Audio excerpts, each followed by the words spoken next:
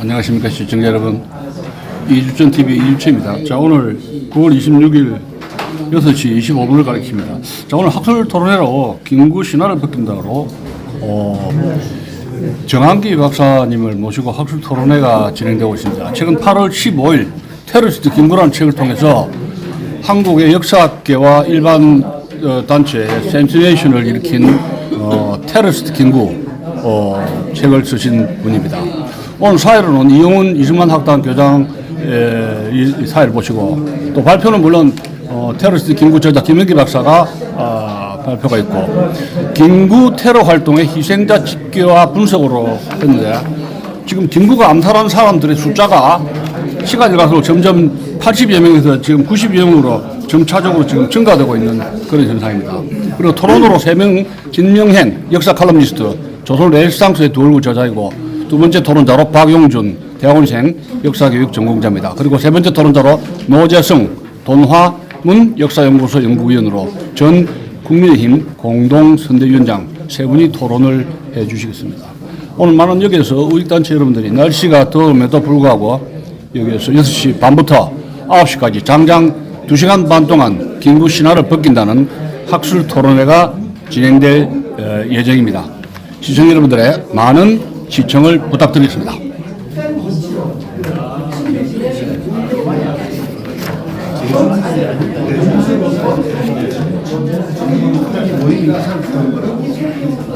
지금 정한기 박사는 일본 통인데 일본에서 경제학을 전공하신 분입니다. 일본에서 경제학을 교토 대학에 박사 학위를 하셨고, 지금은 그 이승만 학당에서 연구를 하고 있고, 지난번에 반일 종족주의 이용훈 교장님과 같이 공동 집필한 분으로 알려지고 있습니다.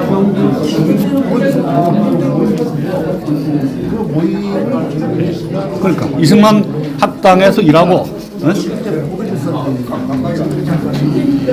같이 집필했어요. 낙성대 경제연구소 연구위원입니다.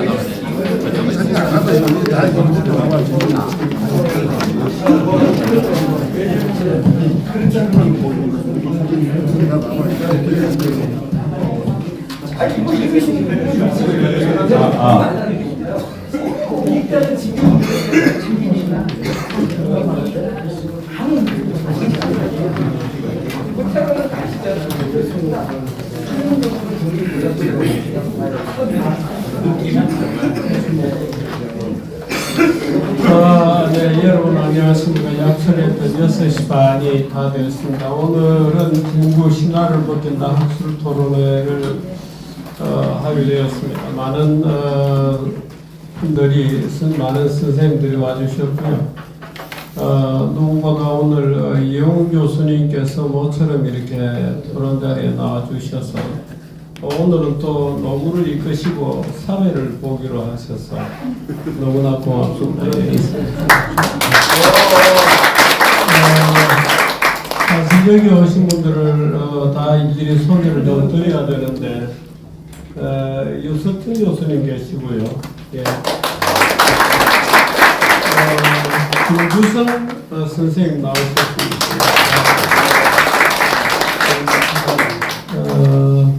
또 제주도에서 오신, 예, 제주도에 요즘 아마 바쁜 일이 저 4.3 진실 규명을 위한 도민연 이서 대표님, 많은 선생님들이 오셨습니다.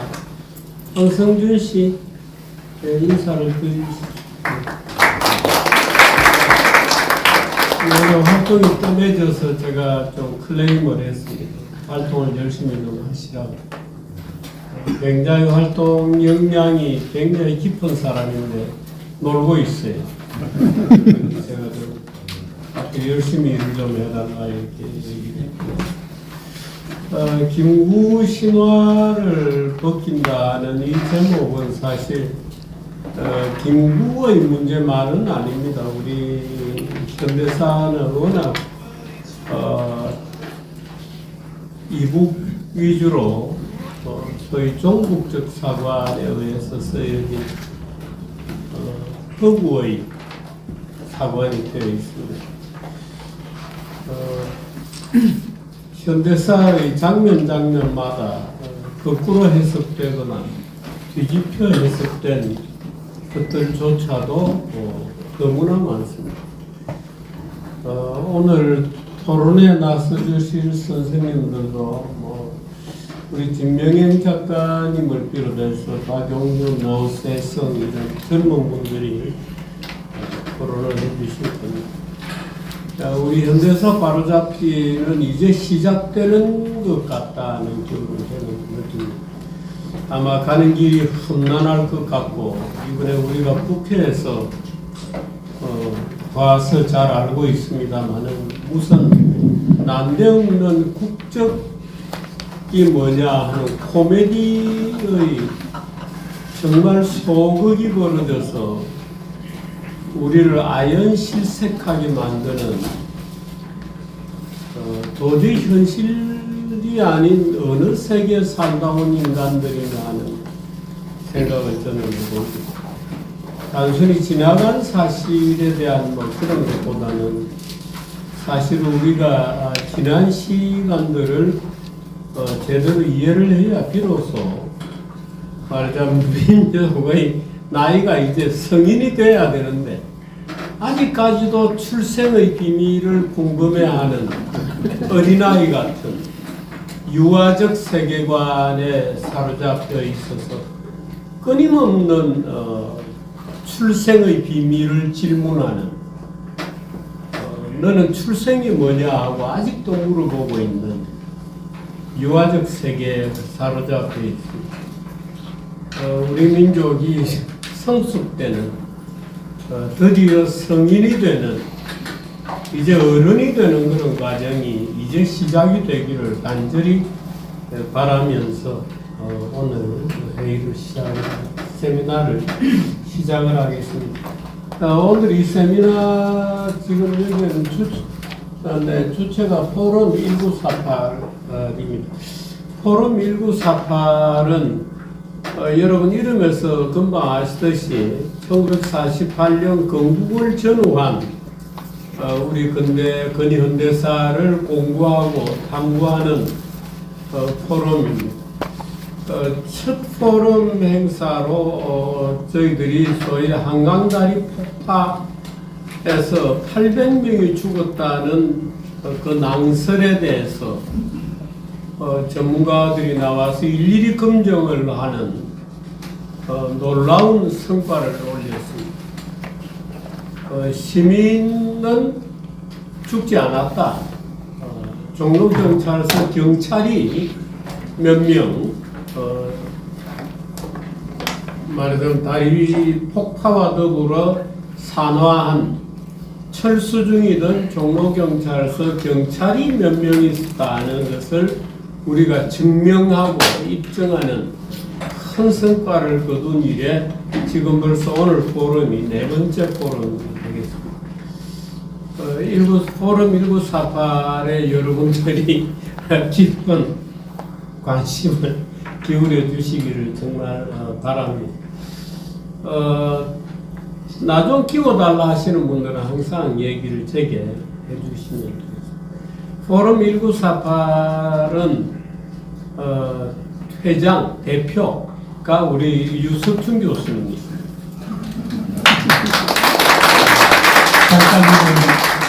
잠깐 나와서 인사를 나도 포럼 1948의 회원이 꼭 돼야 되겠다.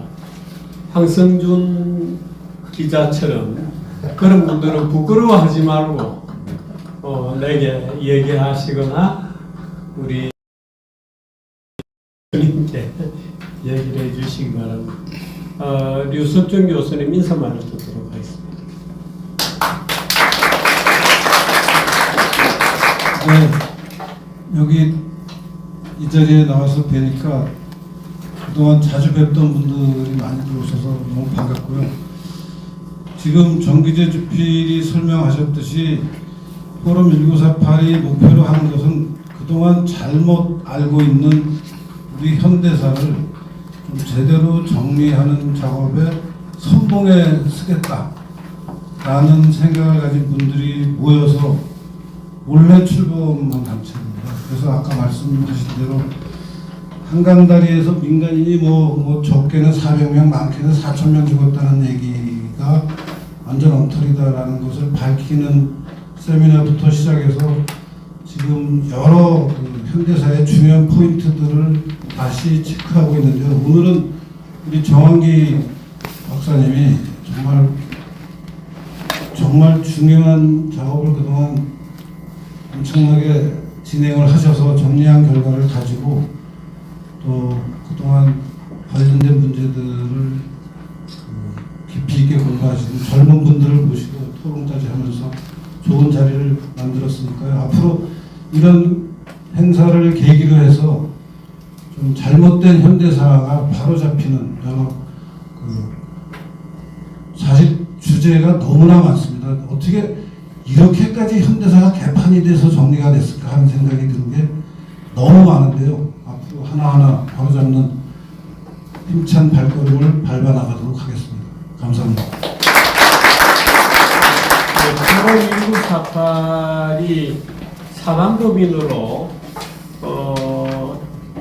전환을 좀 하려고 합니다. 그런데 1948 이름 가지고는 사단법인 설립증이 안 나옵니다. 그래서 도남문연구소라는 이름으로 사단법인 설립을 하려고 합니다. 여러분들 관심 좀 가져주시기 바라고요. 이용 교수님 사회 보시기 전에 좀 인사를 하실랍니까? 네, 잘 보겠습니다. 예. 그러면 오늘 토론 사회 하실 선생님들 나오셔서 조금 인사를 해주십시오. 조금 앞으로 인사부터 먼저 하고 하겠습니다. 예. 자, 박용준 또 나와주시고, 자, 예. 이리 오셔서, 예. 인사를 드리겠습니다. 그리고 인사를 드리면서 바로 사회 마이크를 이용 교수님께 넘겨드리도록 하겠습니다. 차렷 경례.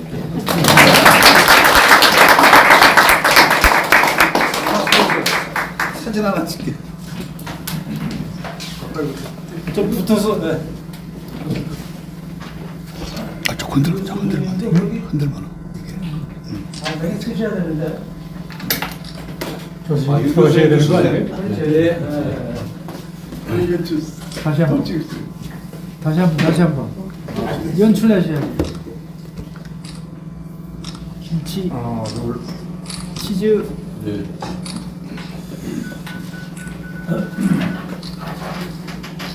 예, 여러분 반갑습니다.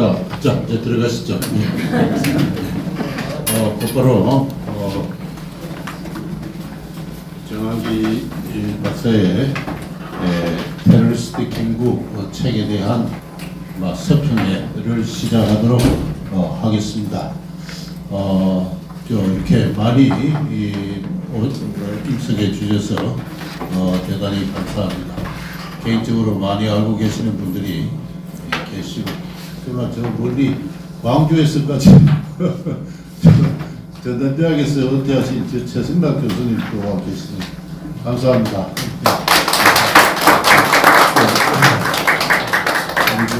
이승만 학당 입학되신 분들입니다. 정환기 교수 책에 대해 서평의 사회를 맡아보려고 부탁이 왔을 때 거절하지 못한 것은 이 책의 집필 과정에서부터 저는 좀 나름대로 관여를 했고, 또 출간되기 전에 원고를 또 읽어보기도 했던 그런 인연이 있어서 그렇습니다. 다들 이미 읽어보신 분이 대부분이지 않을까 그런 생각을 합니다. 제가 시간을 전략하기 위해서 더 긴 말을 하지 않고요. 곧바로 순서로 들어가겠습니다. 주어진 시간이 9시까지인데 지금 2시간 한 15분 정도 남았습니다. 135분이 있는데요. 응 교수님이 몇 분 정도 발제하시겠습니까? 예. 한 15분, 20분? 예. 한 20분 이내로 준비했을 슬라이드를 소개하시고, 그리고 그 토론하시는 분은 각자 한 15분 이내로 토론을 해주시고, 거기에 대해서도 답변을 한 15분 이렇게 해주시면은 토론할 시간이 여러분 오신 일부러 와주신 여러분과 같이 대화 나눌 시간이 한 50분 정도 남는 것 같습니다. 그때 참 여러분 하실 말씀이 많이 계실 분이 있을 것 같은데 자유 토론을 한 50분 정도 가는 것으로 그렇게 순서를 진행할까 합니다. 그러면 곧바로 정한기 교수님의 발제를 한 20분 가량 듣도록 하겠습니다. 여러분 박수로 환영해 주십시오.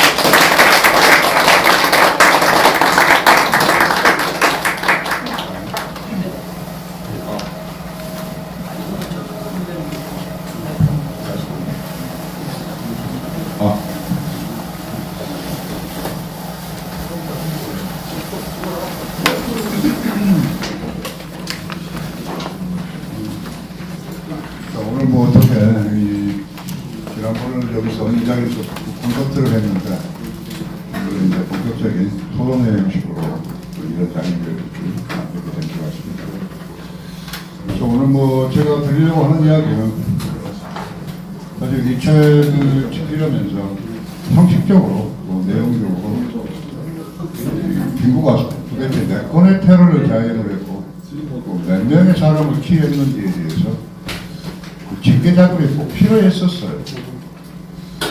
네, 그래서 뭐 제가 그걸 안 했던 건 아닌데 이 집계 작업이라고 하는 것이 여러 마을이 이 불안전하고 불충분하고 그래가지고 사실 빼버렸었는데 딱 책을 이제 출간하고 나니까 주위에 많은 분들이 꼭 그런 작업을 좀 한번 보여달라 그런 요청이 있어서 책을 내고 난 이후에 다시 이런 일부 테러 활동의 희생자 지켜가면서 이런 이제 작업을 했습니다.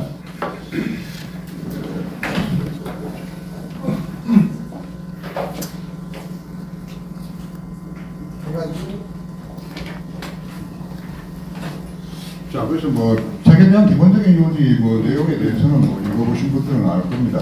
그래서 이렇게 한편으로는 세계적인 어떤 그런 대한민국 국부가 어떻고 민족의 거성이 어떻고 그러지만 실제로 여러 많은 문건들 그 당시를 살았던 많은 언론이라든가 잡지 등에서는 이렇게 세계적인 암살자, 무수한 암살 음모의 장본인 이런 긴구를 파악합니다. 그래서 제 책에서는 바로 그런 측면들. 그러니까 제가 하는 이야기는 테러리스트냐 아니냐가 문제가 아닙니다. 이미 그 당시 많은 사람들이 그렇게 이야기를 했고 김구 자기 자신도 그렇게 이야기를 했기 때문에 테러리스트냐 아니냐 그것이 저의 책에서의 논점이 아니었고 인정한 의미의 트루 테러리스트였는가? 라고 하는 것이 저의 기본적인 학술 연구의 타켓이었죠. 그걸 검증하는 작업이기도 했습니다. 그래서 구체적인 내용은 테러리즘이 있는 테러와 테러리즘이 없는 테러를 분별하고 김구의 어떤 그런 테러 활동의 구조, 특질, 논리를 실증적으로 해명하는 것이 제 연구의 목표였습니다. 그런 점들, 이런 연구를 한다는 것은 이렇게 세계적인 테러리스트이면서도 불구하고 한편으로는 또 대한민국 북부라고 하는 이런 황당한 어떤 그런 한국사 인식에 대해서 어떤 비판적인 정찰을 촉구하는 그런 이제 문제의식이라고 볼 수 있겠습니다. 자, 그래서 이제 본격적인 내용으로서 오늘 직계와 분석의 문제는 사실 제가 오늘 처음 하는 건 아니고 지난 8월 14일 책이 나오기 바로 전날 한번 발표를 한 적이 있었고 또 28일에 한번 했었고 3일에 했었고 또 26일에 한번 했었습니다. 그때 계속 인원수가 변동이 있어요. 많아지기도 하고 줄어들기도 하고 왜 그럴까요? 사실 그래서 그 변동의 원인이라고 하는 것은 자료가 새롭게 발굴되는 경우가 있습니다. 짧은 시간이구나. 또 두 번째는 자료 자체를 기존에 내가 봤던 것을 잘못 읽은 경우가 있기도 했고, 뭐 혹은 이제 그 카운팅 자체를 아예 잘못해가지고 이 숫자가 바뀌는 경우도 있고, 사실 뭐 저도 뭐 그러고 싶지 않은데 계속 이렇게 이 불안전하고 부충구나 이제 그런 상황이기도 합니다. 그래서 오늘 제가 이제 뭐 26일 이 시점에서 발표하는 인원은 이 97명이 됩니다. 아마 대한민국사 세계사에서 이렇게 많은 사람을 죽인 사람도 없을 거예요.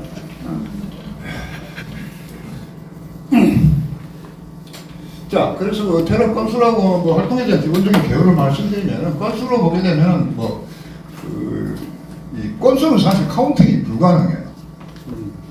100건을 했는지를 카운팅이 불가능하고 희생자 수는 카운팅이 이룰 수가 있어요. 그건 뭐 어쨌든 당연할 겁니다. 자, 그래서 뭐 김구라고 하는 사람은 뭐 76년에서 49년까지를 살았어요. 한 73년을 살았습니다만 지금 제가 집계한 것처럼 97명 정도를 직관적으로 살해를 했습니다. 그렇게 했고 이 테러의 어떤 그런 무대, 장소가 되는 지역은 뭐 해외쪽, 오늘 김구가 태어난 거예요. 저기 고향, 상해, 동경, 남경, 주경, 서안, 서울, 평양, 홍콩, 하노이 등등지에서 이렇게 암살 테러를 자행을 했어요. 앞으로 더 조사를 하게 되면 더 나올지도 모르겠습니다. 어쨌든 그렇습니다. 그 다음에 테러의 방법 하게 되면 직접 김구가 킬하는 방법이 있었고 또 혹은 이제 자기의 하수인들을 시켜서 뭐 암살 테러를 자행하는 경우 혹은 이제 돈을 주고 청부살이를 맡기는 경우 혹은 이제 차도살인 같은 경우 그러니까 차도살인 같은 경우는 이제 낭손을 들려서 사람을 죽이는 경우죠. 그 다음에 셋업살인 같은 경우는 이 가짜뉴스를 터뜨리고 그리고 마찬가지 여러 다양한 방법을 동원해서는 그 테러를 자행하는 경우입니다. 뭐 이런 사례들을 우리가 책에서도 묘사를 한 적이 있습니다. 그러면 저는 상당히 다양한 방법이 있었다. 뭐 이렇게 말씀드릴 수 있겠고. 그 다음에 이제 뭐 책에서 뭐 밝힌 내용이고 뭐 책에 들어있는 표이기도 합니다만 이런 것처럼 뭐 김구의 어떤 그런 테러 활동을 저희 책에서는 항일 테러, 일정 테러, 정적 테러 세 파트로 구분했고 거기서 총 9건의 사례를 분석을 했다. 뭐 이렇게 말씀드리겠습니다. 그 다음에 이제 뭐 희생자 집계 오늘 뭐 내용은 총 이제 이 항일 테러, 밀정 테러, 정적 테러 그리고 제 책에서 이제 뭐 각주로 처리했던 부분이지만 국제 테러가 있습니다. 국제 테러는 다른 게 아니고 이제 김구가 장기석으로부터 청부를 받아서 킬을 하는 경우죠. 그 청부 테러로도 볼 수 있겠는데 일단 그렇습니다. 자, 뭐 그런 인원이 이제 2명이 더 포함되는데 그렇게 해서 뭐 항일 테러 10명, 뭐 밀정 테러 68명, 정적 테러 17명, 국제 테러 2명에서 총 97명이 집계가 되고 있습니다. 자, 그러면 조금 더 구체적인 내용으로 뭐 저기 말씀을 드리면은 첫 번째 항일 테러 10명에 대해서는 직접 테러라고 하는 거 직접 살인 같은 경우는 뭐 일장에서 다루고 있는 치아포 사건에서 그 14 조스케 약장수를 뭐 킬한 경우죠. 그 다음에 이제 피사주자라고 하는 경우 여기서 말씀드리는 피사주자는 그러니까 예를 들어서 김구가 이봉창이라든가 윤봉길에게 테러를 지금 사주했죠. 그래서 이제 폭탄을 던지고 잡혔어요. 이 사람들도 마찬가지 일본 군경에 잡혀서 죽게 되죠. 바로 그런 사람들이 희생자를 짓게 되는 것이 바로 피사주자라고 볼 수 있겠고 김구라고 하는 것은 김구가 직접 킬하는 경우겠고 그 다음에 피살자는 뭐 그야말로 테러의 대상자가 되는 사람들이겠죠. 자, 뭐 그런데 피사주자 하게 되면 뭐 항일 테러에서는 이봉창, 윤봉길, 그 다음에 최웅식의 4명, 이덕주 그렇게 해서 총 7명이 지금 집계가 되고 있고요. 그 다음 피살자는 이제 윤봉길 테러에 의해서 사망한 인원이죠. 그래서 여기서는 뭐 이 시라카와라고 하는 인물하고 가와바타라고 하는 인물인데 이 2명이 죽었습니다. 물론 뭐 윤봉길 테러에서는 이 2명 외에도 막 이 다리가 잘리고 뭐 눈이 여기 멀거나 뭐 팔이 잘리거나 그런 이제 중경상을 입은 사람도 있었지만 그런 인원을 제외하고 스스로 그냥 죽은 사람만 가지고 여기서 집계가 되고 있습니다. 그다음에 밀정 테러 같은 경우 가장 인원수가 많은 게 바로 이제 밀정 테러인데 왜 그럴까에 대해서 상당히 이제 또 관심이 있는 부분이기도 합니다. 그래서 뭐 직접 사례로 파악된 것은 32년 3년경에 이화림이라고 하는 분이 한인 애국당에 들어갔다가 김구와 함께 공모를 해서 이 남도 출신의 어느 중년 남자, 그 책에서는 손님이라고 그렇습니다만 그 사람을 이제 목졸라 죽인 그런 이제 경우가 있고요.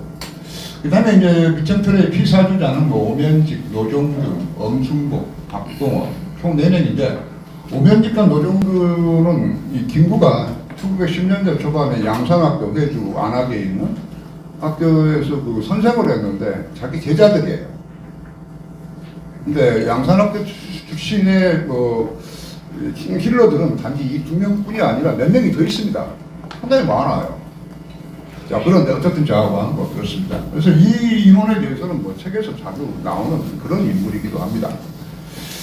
그 다음에 이제 밀정테러에서 가장 인원을 많이 차지하는 게 피살자인데 총 63명이 되는데 이 인원이 이제 어떻게 파악이 되는가라고 하는 문제인데 그 당시 뭐 1940년대 그 중경임정에서 민피로에 희설을 했던 판공실장을 했던 민피로라고 하는 사람이 증언한 내용입니다. 이건 정확히 30명입니다.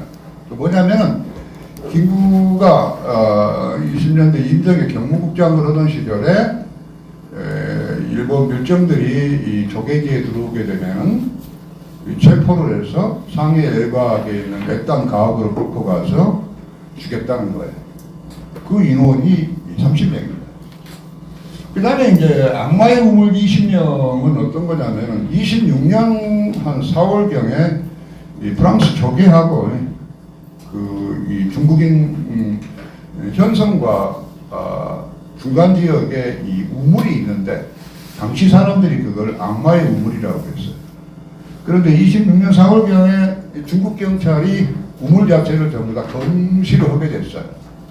그랬을 때 원래 거기서 발견되고 이 수거된 시체가 20명이었어요.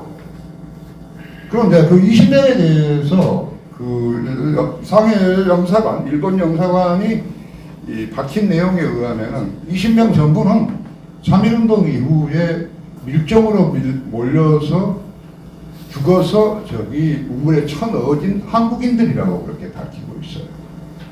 그 인원이 20명입니다. 그 다음에 이제 그 외에 뭐 13명인데 김도순이라든가 정필아, 황학선 뭐 이런 김립 같은 이런 인물들은 이미 백범일지에 다 박히고 있는 내용이에요.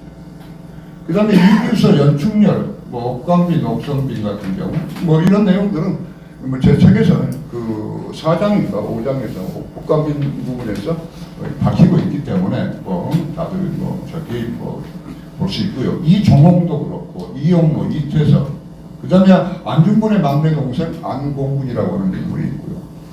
그 다음에 나오란이라고 하는 인물은 이건 이제 거기 1942년도에 그 광복군체 오지대장인데 결국은 뭐 인구와 김구의 명령에 국정하지 않는다고 해서 암살을 한 걸로 그렇게 이제 알려지고 있습니다. 이렇게 해서 총 63명이 나오고 있습니다.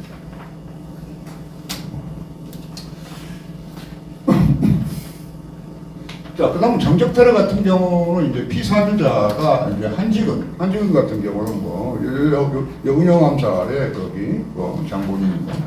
김석광, 박강욱, 배희범, 김형집의 침략.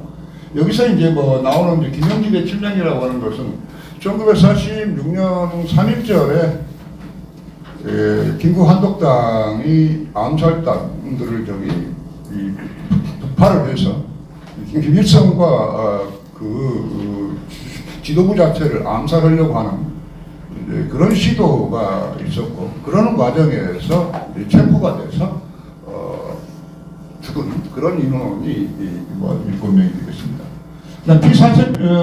사주테러 피살자는 뭐 송진우가 있고 그다음에 강야의 강영이라고 하는 것은 앞서 그 3.1절에 김구 한독당이 이 암살단을 폭파시켰는데 거기서 김구하고 저기 김일성 암살에 실패하게 되면서 그 측근이 강양욱을 이제 암살하려고 했는데 그러는 과정에서 강양욱을 암살시키지 못하고 강양욱의 아들, 딸 그리고 동료, 목사를 죽게 만드는 이런 이제 결과를 초래했는데 그 인원이 바로 강령이 김두코 목사가 되겠습니다.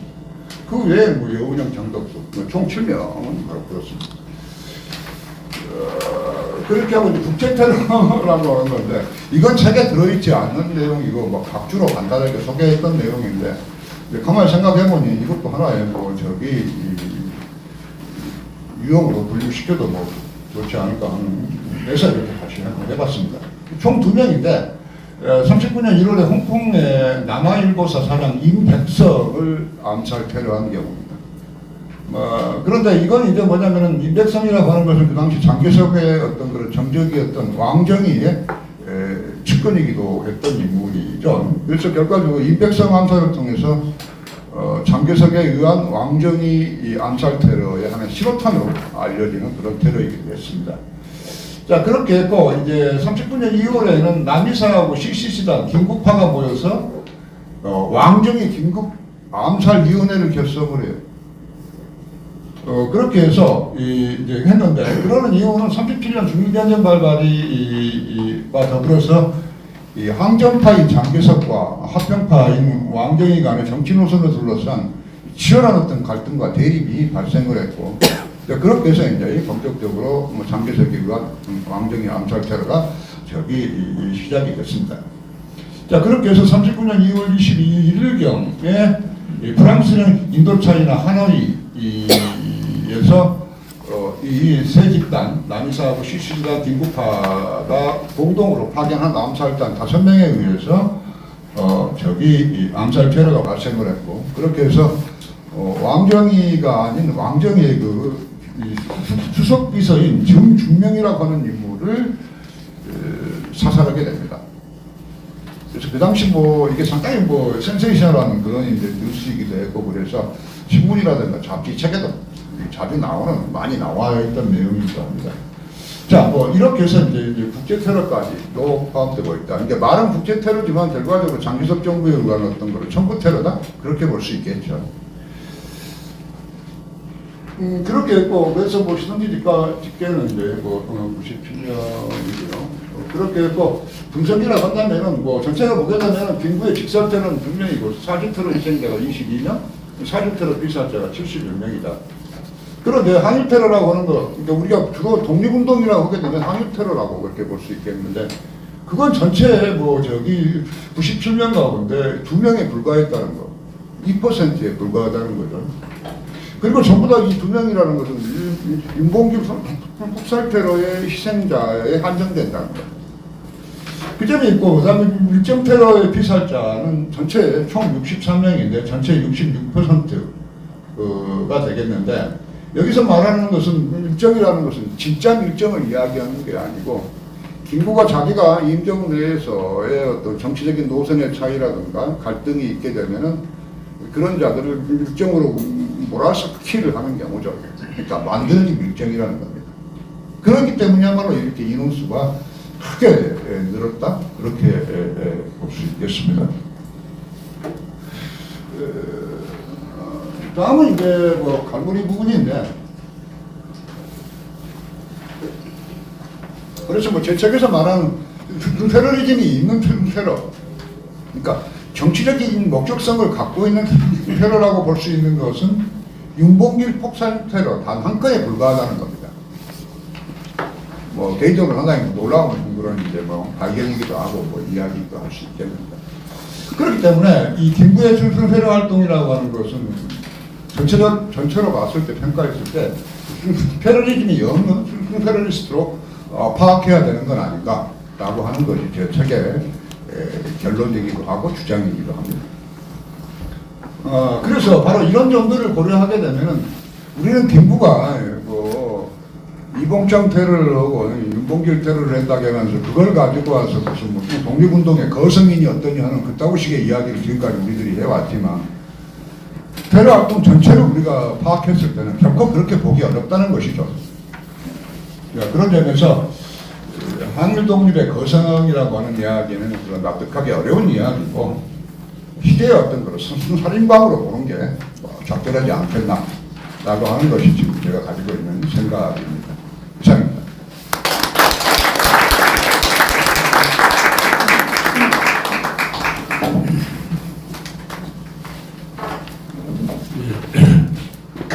한 20분 정도 시간을 부여했는데 5분 일찍 마침 주셔가지고 시간을 절약해 주셨습니다. 네, 감사합니다. 그러면 토론하실 분 세 분을 모셨는데요. 진명행 선생 먼저 모시겠습니다. 역사 칼럼니스트, 조선 레지스탕스의 두 얼굴, 이 책도 널리 많이 알려진 책입니다만 그 책을 집필하셨습니다.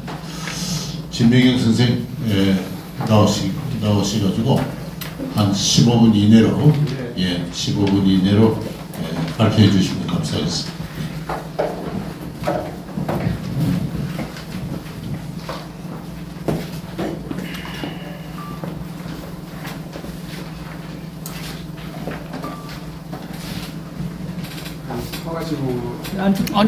앉아서 하세요. 앉아서. 예, 앉아서 여기 찍기 좁게.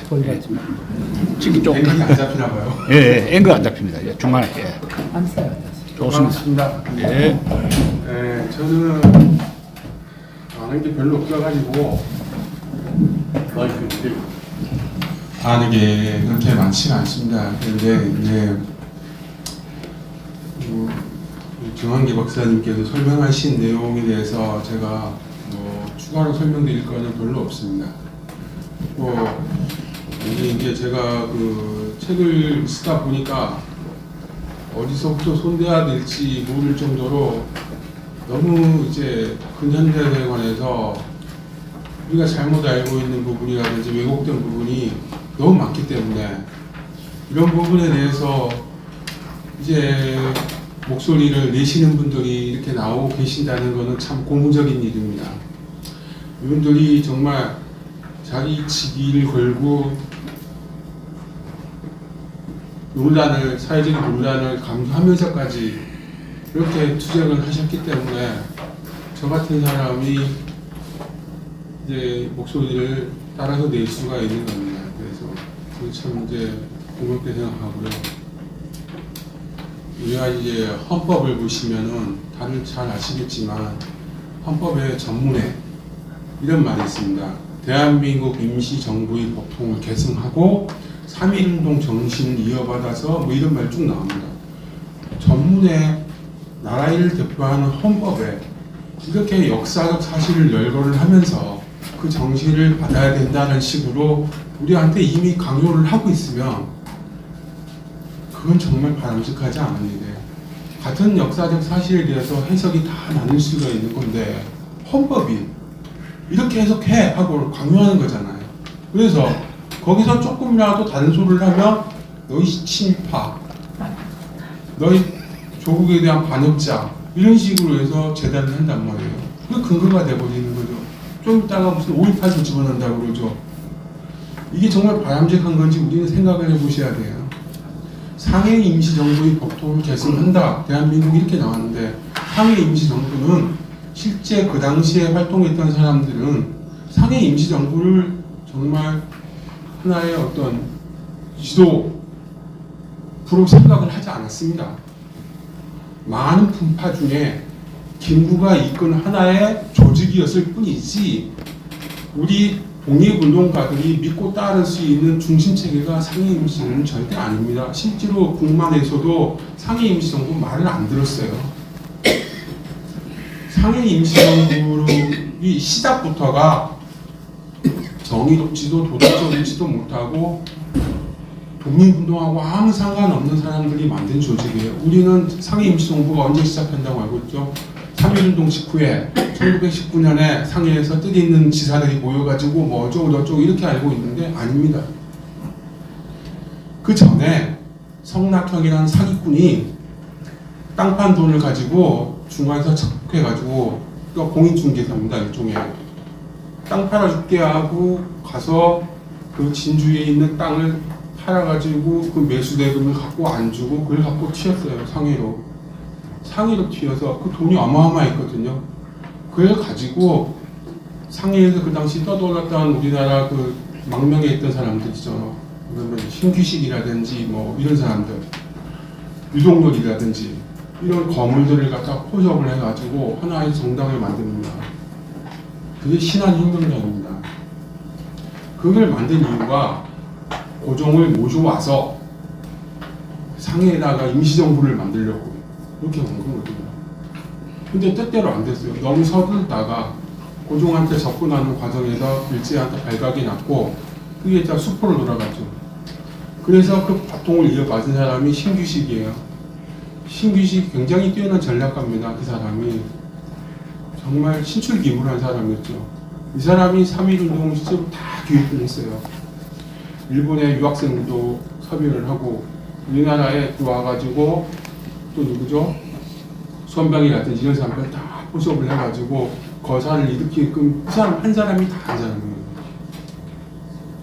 상해 임시정부가 사기꾼의 손에서 먼저 시작을 해가지고 그렇게 해서 이어져 오다가 3.1운동 후에 이렇게 해서 하나의 조직 체계를 갖췄는데 4달도 안 돼가지고 자기들끼리 내분이 일어나고 자금도 고갈되고 하면서부터 직위멸렬하게 되는 거죠. 그래가지고 상해 임시정부가 정부로서 기능을 한 적이 한 번도 없습니다. 그런데 이런 상해 임시정부의 법통을 계승해가지고 대한민국이 만들어졌다고 하면 우리가 그 동의를 해줘야 돼요. 여러분들 잘 생각해 보시기 바랍니다. 상해 임시정부가 어떤 짓을 했는지 제가 일제히 자료를 읽어드릴게요. 1924년 4월 한국에서 상해로 건너온 민정식이라는 자가 약간의 현금과 다액의 저금을 가지고 있다고 듣고 내무총장 김구는 그와 최철호 등으로 하여금 이자를 프랑스 쪽에 있는 쪽의 한 가옥에 감금케 하고 그 돈을 강제로 빼앗아 이것으로 급박한 채무를 완료하는 동시에 서문로 78호의 가옥을 차업하고 있던 이시영의 집에서 철거했다. 그들 한국 독립운동자들은 또다시 민정식이 다액의 저금을 갖고 있으니까 이 풍설을 믿고 이것을 강탈하려고 기도하고 밤낮으로 고문을 가했지만 이는 단지 소문에 불과하고 목적 달성에 이르지 못한 것 같아 민정식이 한국 내에 가지고 있는 자산을 뺏으려고 사람을 파견해서 한 형적이 있다. 이렇게 하면서 일제히 보고서의 말미에 뭐라고 나왔냐면요. 이런 말이 났습니다. 한국인으로서 다액의 돈을 가지고 중국, 특히 상해, 기타 한인 독립운동자가 상주하는 지방에 여행을 하는 경우는 지위상, 자위상 심심한 주의를 요할 것을 이렇게 합니다. 참 충격적인 얘기가 아닐 수가 없어요. 이런 사례가 한두 번이 아니고 우리가 영화에서도 막 나온 의열단도 똑같습니다. 의열단도 나중에 돈이 떨어지니까 이렇게 유학생들 납치해가지고 감금하고 뭐 복행하고 아버지한테 돈 가지고 오라고 해.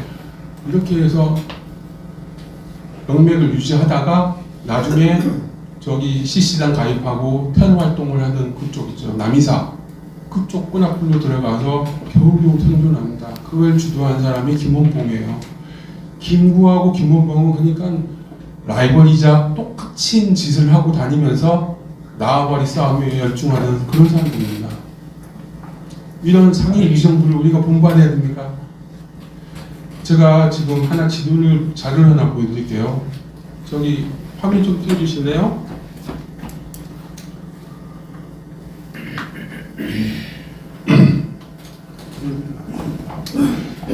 네, 이건 일본의 한 자료인데요. 제가 아주 운이 좋아서 우연히 입수한 자료입니다. 이거는 아직 책에 안 쓴 내용인데요. 예, 이거는 일본어를 모르시더라도 약간의 뜻을 유추할 수 있으십니다. 대부분 다 한문을 좀 아시잖아요. 한자를 좀 아시는데 여기 보시면 제가 먼저 해석을 먼저 읽어드릴게요. 너무 기니까 조금만요. 북남미 상해에서 소득세 의원금으로 다소간의 수입이 있고 미국인으로부터 기부금 등이 있어서 지출해왔지만 충분한 활동 자금을 획득할 수 없어서 자 여기서부터 화면 자료 나옵니다. 결국에는 아편 매매에 의해 커다란 이익을 얻으려는 계획을 세우고 상해 치외법권 지역인 프랑스 조개 내에 거래달로 낙선이 대가옥을 빌려서 이를 창고로 만들고 다량을 아편을 축적한 적이 있다. 이게 일본의 자료입니다. 자 보세요. 이게 상해 임시정부가 한 짓입니다. 이게 지금 제가 그 조사하면 우리 상해 임시정부 자랑스러운 상해 임시정부 요약을 해보면 이 사람들이 활동하다 보면요. 자 우선 살인 교사, 아편매매, 특수폭행, 강도, 청부살인, 납치, 인신매매, 위조지폐도 시작합니다. 위조지폐 한국에서 위조지폐, 사기, 그리고 청년들을 돈 주고 꼬셔가지고 상해를 데려가서 테러요원을 써먹는 약취, 횡령, 자기들끼리 횡령, 이것도 너무 빈발합니다. 이런 범죄 교과서의 집합소가 상해 임시정부였어요. 그런데 이런 상해 임시를 우리가 법통으로 삼고 대한민국에서 이걸 이어받자. 저는 여기에 절대로 동의를 못하겠습니다. 지금 제가 이거를 지금 상해 임시정부에서 앞에 길게 설명드린 이유는 법통 우리 그 헌법 전문에 그런 얘기가 이미 써져 있기 때문에 상해 임시정부하면 우리나라가 이어받을 법통을 갖는 뭐 이렇게 하고 그 다음에 김구가 이 상해의 중심 인물이고 뭐 이런 식으로 김구하면 상해 임시정부, 상해 임시정부하면 김구 이런 식으로 등치를 시켜놓고 그 안에서 역사 해석이 이루어지고 정치인들은 출마할 때 백번 김구 김영관 앞에서 출마를 선언하고 이런 참 어이없는 일들이 이루어지고 있고 김구에 대해서 조금이라도 안 좋은 얘기하면은 손가락질 받아야 되고 이런 일들이 대한민국에서 민주주의 국가에서 일어나고 있다는 것입니다. 제가 드린 말씀은 오늘 참 많았는데 제한 시간이 있고 하다 보니까는 제가 나중에 또 뭐 책이나 또는 뭐 발표문이나 이런 걸로 해서 다시 찾아뵙는 걸로 하고요. 지금 저기 나눠드린 프린트물에는 제가 조금 설명드리고자 하는 내용이 좀 요약되어 있긴 합니다. 그래서 이제 그 부분을 좀 참고해 주시기 바랍니다. 이상입니다.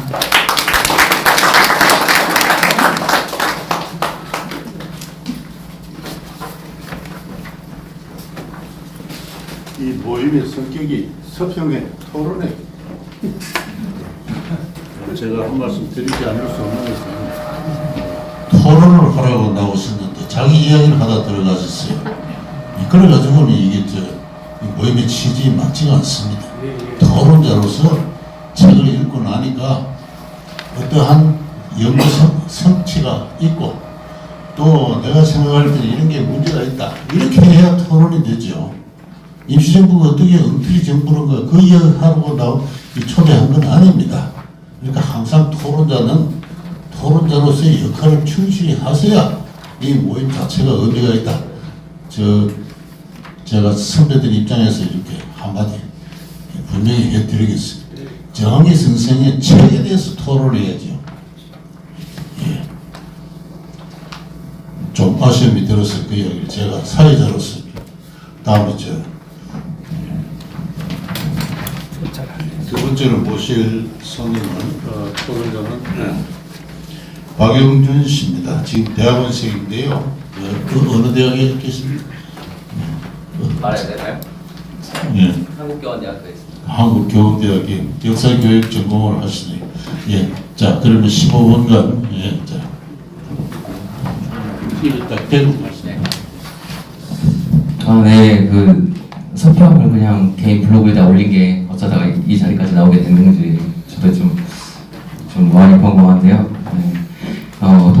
일반 독자의 눈에서 읽은 테러리스트 김구가 이제 뭐 어떤 내용이고 그걸 제가 어떻게 이제 읽었는지 그리고 그걸 관련해서 몇 가지 저자께 이제 질문을 드리려고 합니다.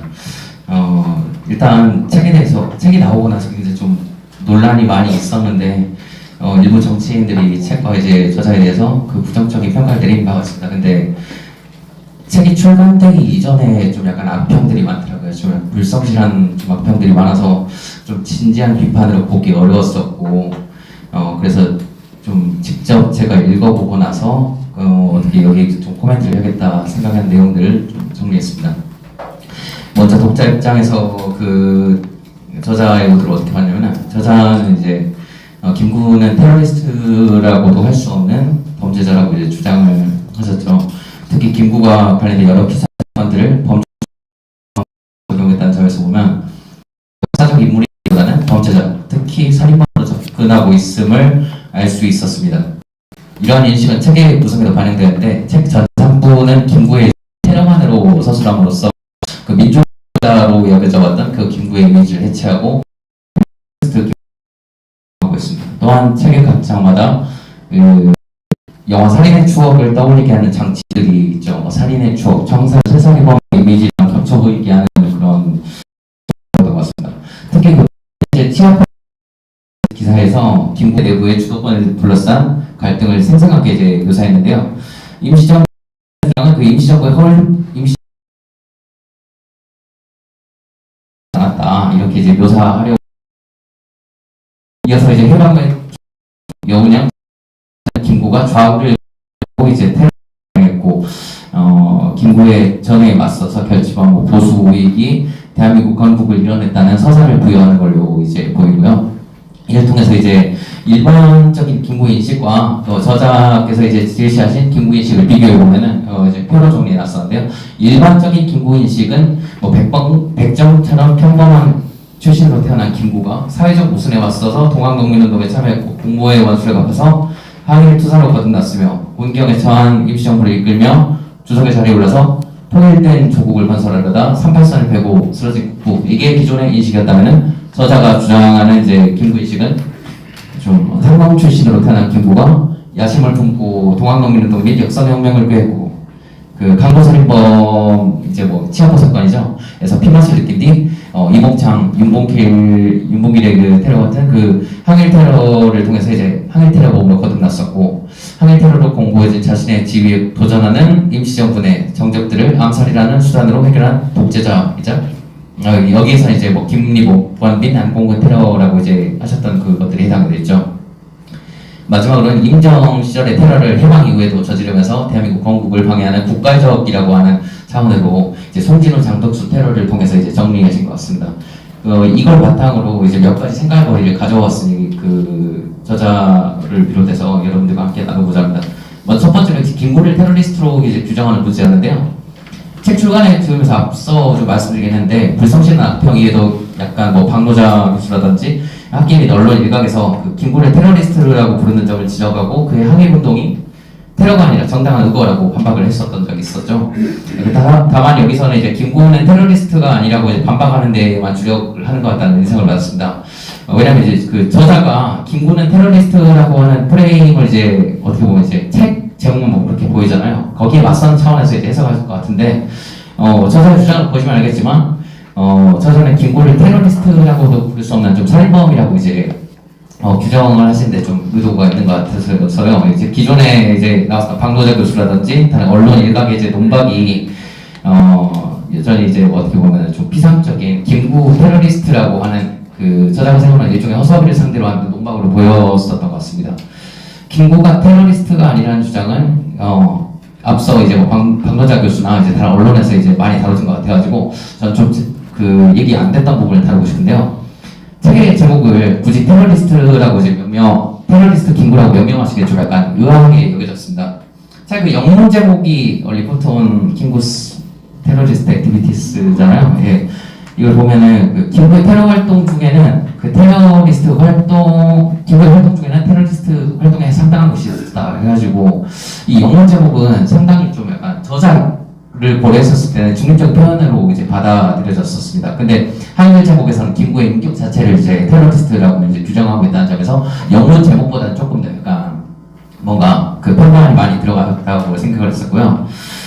아무튼 테러리스트라고 하는 용어 사용을 놓고 벌어진 이번 논란을 살펴보면은 그 저자께서 아무리 학술적으로 테러리스트 용어를 좀 중립적으로 사용하자, 테러리스트라고 하는 용어는 중립적이다, 한국적 용어다라고 주장한다고 하셔도 그 저널리즘에서는 여전히 그 부정적인 부정적인 용어로 이제 받아들인다는 점을 좀 약간 알 수 있었거든요. 저자께서도 그 보면은 지난 이명박 정부 시기에 이제 김파랑 출판사의 그 대한교과서 한국 근현대사라든지 박근혜 정부 시기에 그 교과서 한국사 교과서 논란이나 뭐 한국사 교과서 국정화 그 논란을 통해서 이제 이런 걸 잘 알고 계실 거라 생각합니다. 저자께서는 그 여러 매체를 통해서 학계나 언론 일각의 평가가 테러리즘의 학술적인 개념도 모르는 것이라고 이제 비판하셨는데, 근데 저자께서도 정작 그 책의 제목은 테러리스트 김구라고 명명하셔가지고 사회적인 이제 혼란이라든지 논란을 좀 촉발하셨던 것 같고, 한편은 이제 학계나 언론 일각의 그 비판이 테러리즘이라고 하는 용어 자체 적절성 여부에 대한 그 논란에 매몰되도록 하셨던 것 같습니다. 이후 다시 언급하겠습니다만 이제 독자한 사람으로서는 그 저자께서 표면적으로는 테러리스트 용어의 학술적 중립적 사용을 강조하시면서도 그 용어의 대중적이고 부정적인 이미지를 이제 강조하신 것으로 좀 여겨지고요. 또 이제 저자의 의도는 직설적으로는 좀 킬러 김구가 어울린다는 것도 이제 그 포토크라든지 언론 대담 같은 걸 통해서 이제 밝혀진 적이 있습니다.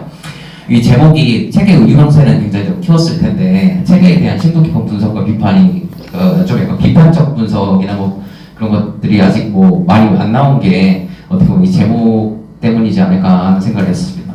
김구를 테러리스트라고 이제 규정하신 거에 테러리스트로 볼 수 없다고 생각하시면서 이제 그렇게 이제 쓰신 게 테러리스트라고 하는 그 용어에 대해서 좀 학술적 정의와 저널리즘에서 용법 사이가 굉장히 좀 약간 모호하잖아요.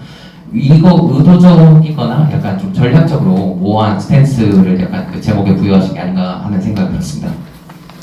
다음으로 그 선행연구 좀 활용 방식 문제인데요. 저자께서 책에 언급하신 치안포 사건의 진상이라든지 임시정부 내 정적제로 이동창 의사의 방탕한 사생활에 대해서는 처음 알게 되신 분들도 좀 적지 않을 거라 생각합니다. 다만 이제 저 같은 경우 개인적으로 이와 같은 내용을 역사문제연구소의 배경식 이사의 올바르게 풀쓴 백범의 책이 2008년에 나온 책이고 2015년에 나온 식민지 청년 이봉창의 고백, 그전에는 뭐 기노시타 쇼조 일본 천황의 폭탄을 던지다 이런 제목으로 이제 출간이 됐었죠. 이것에서 미리 접한 적은 있었습니다. 저자께서도 참고 문헌으로 배경식의 논절을 언급하셨는데요. 그 보니까 주석에서는 배경식의 백범일지가 아니라 그보다도 훨씬 더 전에 2002년 창원대 도진수 교수가 풀었은 그 백범일지를 주로 쓴 거를 활용하신 걸 확인할 수 있었습니다. 또 어떻게 보면은 처음에 이 내용이 너무 충격적이기 때문에 사실 저자께서도 기존의 연구 성과를 바탕으로 책을 쓰셨지만 몇몇 분들의 오해는 마치 그 김구의 어두운 면모를 저자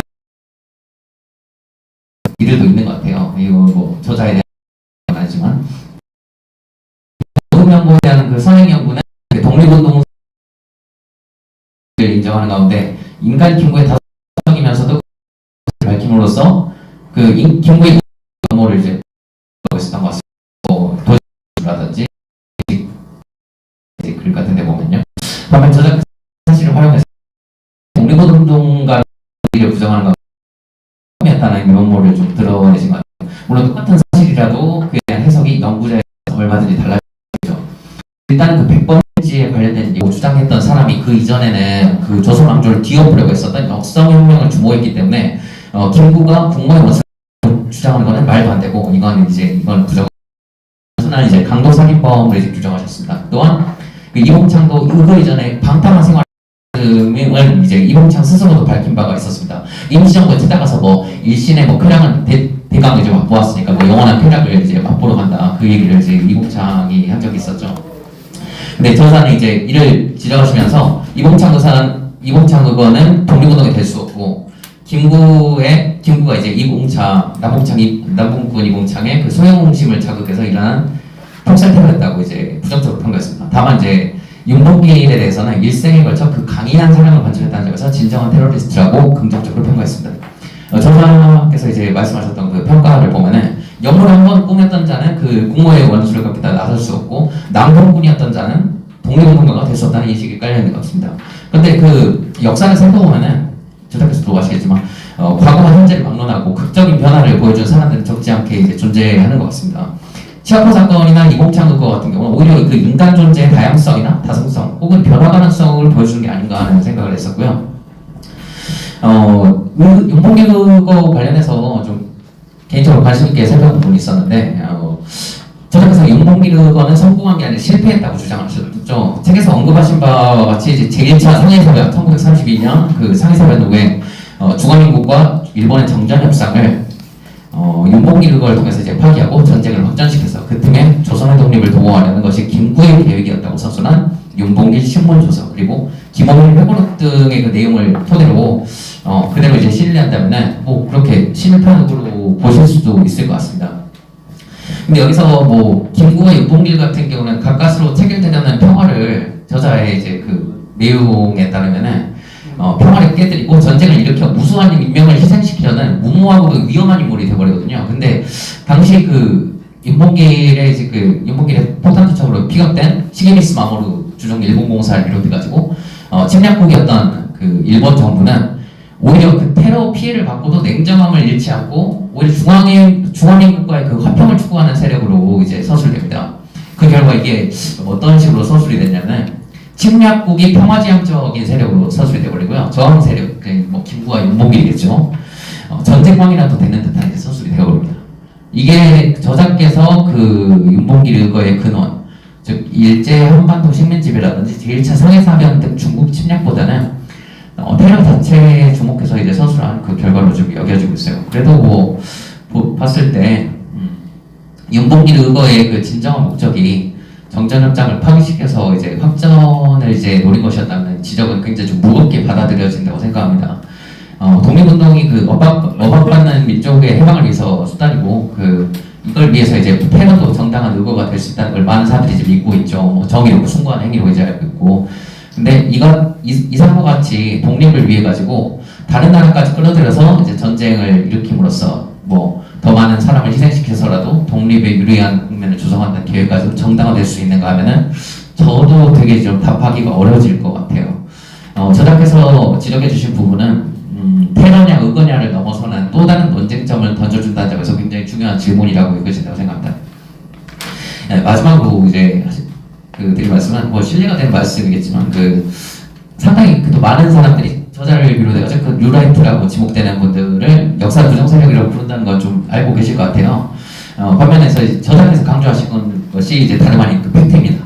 반일 정복주의의 공저자시기도 했는데 거기서도 이제 허브에 대해서 이제 명령을 되게 비판하시면서 구체적인 팩트를 굉장히 강조하신 바가 있었던 걸로 이제 기억합니다.